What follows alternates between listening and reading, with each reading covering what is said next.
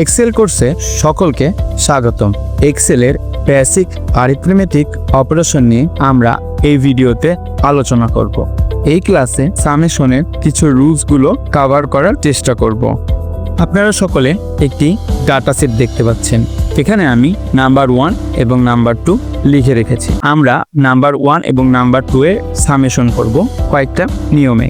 প্রথম নিয়মটি, সামেশন করার জন্য প্রথমে ইকুয়াল ক্লিক করবেন, এরপরে sum bracket first number comma second number, এরকম যদি তৃতীয় চতুর্থ এরকম নাম্বার থাকে আপনারা দিয়ে দেবেন, এরপরে এন্টার ক্লিক করবেন। সামেশন হয়ে গেল।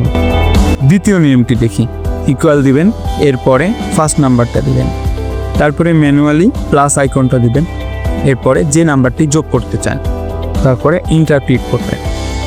তৃতীয় নিয়মটি দেখি, প্রথমে সিলেক্ট করবেন, এরপরে অটোসাম ক্লিক করবেন, নাম্বারটি অটোসাম হয়ে গেল। আপনি বাকি তিনটা যোগ করে রাখছেন, লাস্ট যে যোগটি করলেন দেখেন এখানে একটি ডট সাইন আছে। এই ডট সাইনের উপরে যখন আপনি কার্সারটা ধরবেন দেখবেন প্লাস সাইন হয়ে গেছে, এরপরে ডবল ক্লিক করবেন, বাকিগুলো অটো যোগ হয়ে গেছে।